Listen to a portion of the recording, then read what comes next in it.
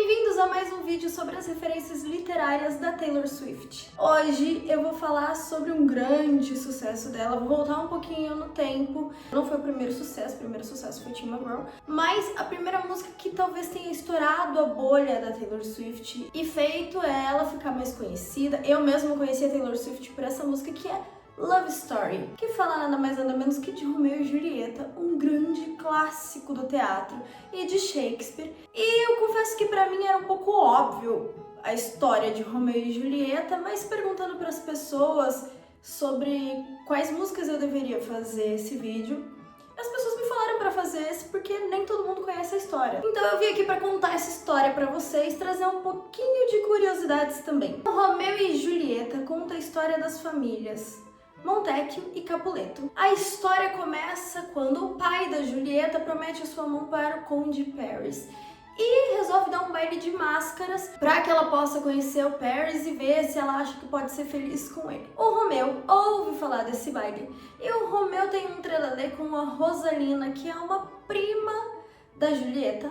E ele resolve que é uma boa ideia ele aparecer nesse baile, já que é um baile de máscaras. No baile, Romeu encontra Julieta, os dois se encantam, tem aquela troca de olhares, eles acabam se beijando. Porém, o Tebaldo, que é o primo briguento da Julieta, reconhece o Romeu e os seus amigos e ameaça de arrumar uma encrenca. Então o Romeu e os amigos dele resolvem ir embora. Só que o Romeu, ele tá muito apaixonado, ele tá muito encantado, ele quer saber mais dessa menina por quem ele se encantou essa noite. Então ele dá uma engambelada nos amigos dele, ele dispersa, pula um muro e encontra o jardim da casa. Ele vai encontrar a Julieta na sacada, refletindo sobre o amor que ela encontrou. E ali eles têm uma cena belíssima, super romântica, onde eles trocam juras de amor eterno, até que a Julieta diz para o Romeu: "Oh, meu querido Romeu, não adianta você jurar pela lua, porque a lua é instável, não adianta jurar por não sei o quê, porque..." Enfim, ela diz que nada daquilo que ele estava jurando significava estabilidade e uma promessa real, e que se ele quisesse provar o seu amor e fazer uma promessa real para ele, pedir ela em casamento. Então o Romeu acha uma ótima ideia e diz: "Ótimo, então eu vou procurar um padre amanhã cedo e amanhã cedo mesmo a gente se casa em segredo." Ela concorda, eles se beijam e é uma cena... Ai, é uma cena tão fofinha. Eu acho esse texto tão lindo. Elas são muito poéticas, cheias de metáforas. Mas enfim, o dia amanhece, Romeu vai atrás do Frei e pede pro Frei casar ele e a Julieta. E o Frei acha que vai ser uma excelente ideia.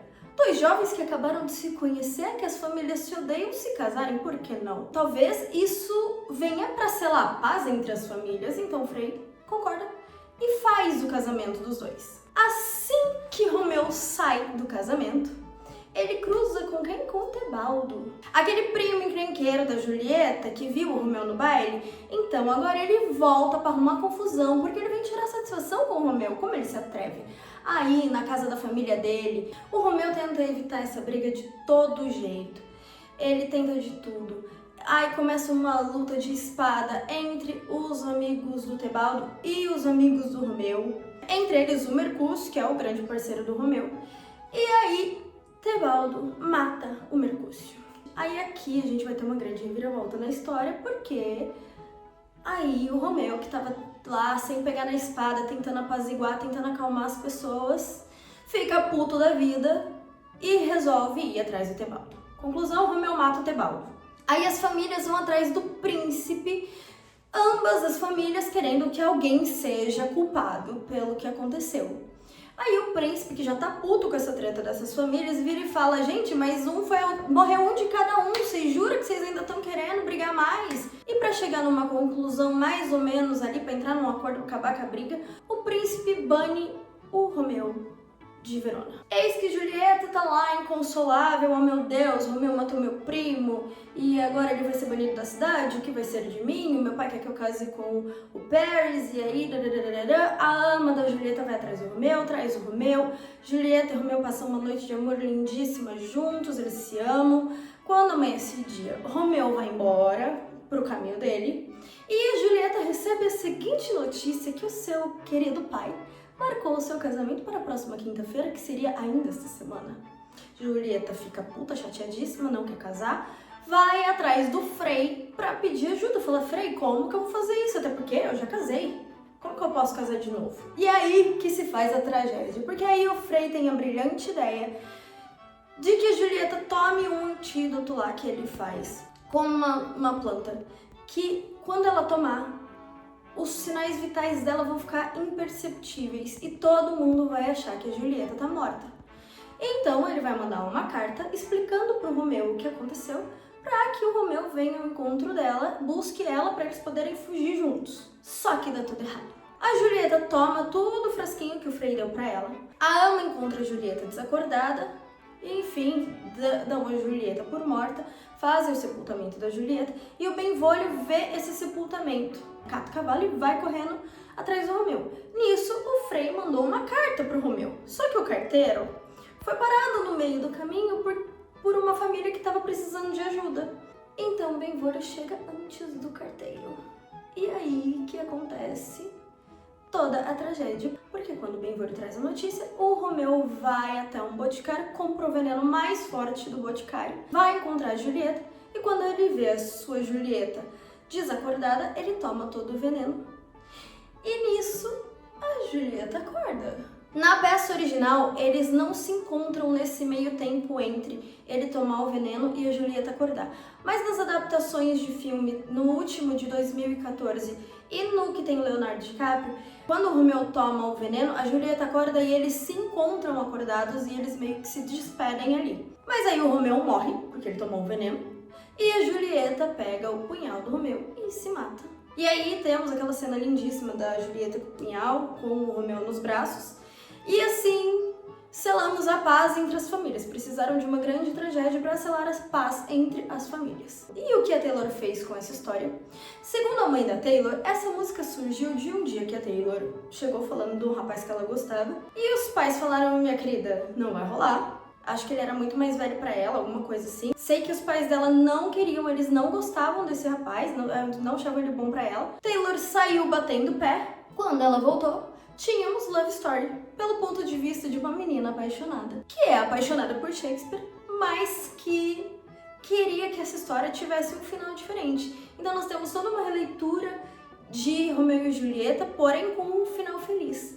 E ela traz muita referência. A referência vem não só dela citar Romeu e Julieta, nós temos também a referência de todo o cenário em que essa peça acontece. Como ela fala do baile, da sacada, dos jardins, das luzes, além das referências do personagem e dos cenários, nós temos uma história de um romance entre dois jovens que os pais não aprovam. Nesse caso, os pais da garota não aprovam. Mas, diferente do final trágico de Shakespeare, a Taylor Swift resolveu cantar sobre o final feliz que ela gostaria que a história dela tivesse, onde ela diz que Romeu chega e diz: case comigo, Julieta, já conversei com seu pai, vai pegar o seu vestido branco, essa é uma história de amor, só me diga sim. E assim temos a nossa clássica, linda e muito fofa Love Story. E uma curiosidade é que por existir tanta coisa de Romeu e Julieta dentro da cidade de Verona, muitas pessoas acham que essa história é baseada em fatos reais.